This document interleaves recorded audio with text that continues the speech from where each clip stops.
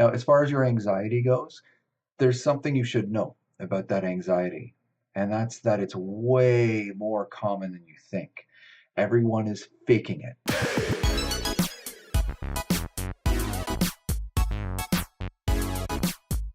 Should I invest in a relationship right now is your question. But let me read the rest of the email too, because there was more to it than that. So there's this girl from my class that I like, and I would even say I'm kind of obsessed. Every day I think about her, and in class it's hard to stop admiring her.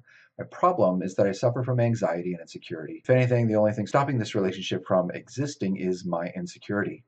I find it hard sometimes to maintain eye contact with her, and it's now like I only see her for her body. I just like staring at her. It's the only thing that motivates me to go to school anymore, and at the same time, I stay obsessed thinking about her. Overall, I just want to know if I should start being more assertive and try to combat my anxiety, or just let things stay the way they are and leave it at that. Um, yeah, all right. So, really good question. And the reason I read all of that is because uh, I relate to it a lot. Like I've definitely felt that way myself.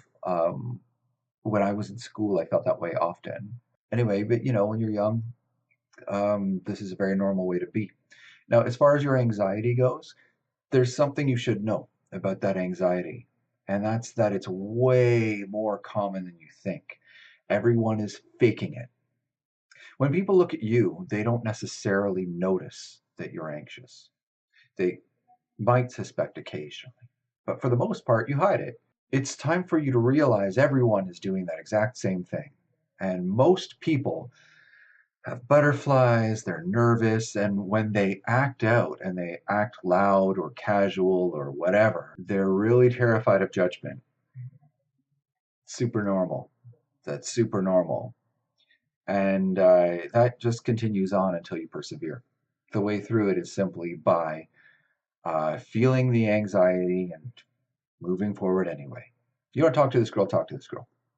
Now, I appreciate what you were saying about how it's just like you're just thinking about her body.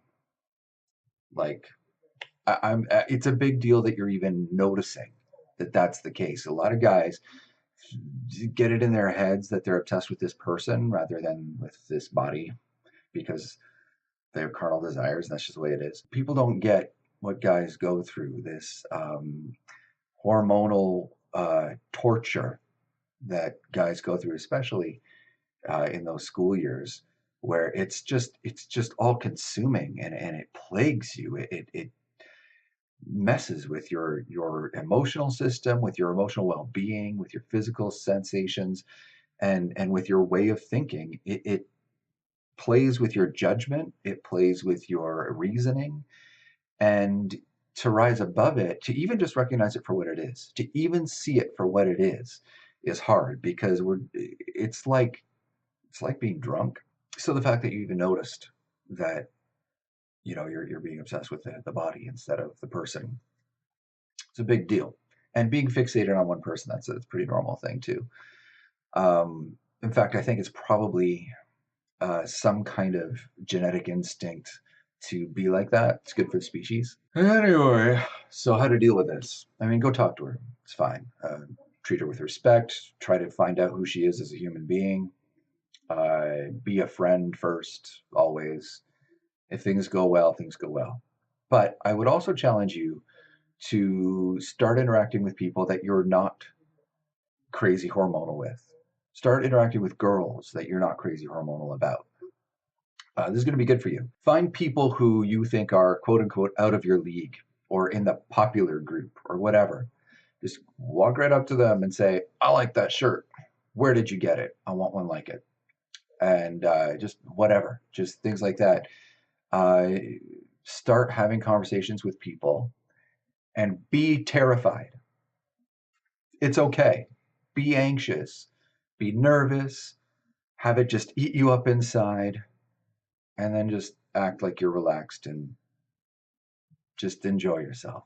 And don't ask anything of anyone. Don't ask them to make you feel better. Now, you're never going to walk up to someone and say, hey, can you make me feel better? But don't go up to someone expecting them to respond a certain way. Just share with them, hey, uh, I had this thought. What do you think? Is that right? Or I like that. Can you tell me about that? Get them talking. The key with most social interaction has to do with getting other people talking, not with you being clever. Don't ever try to be clever. The thing about being clever is the more you try, the less you are.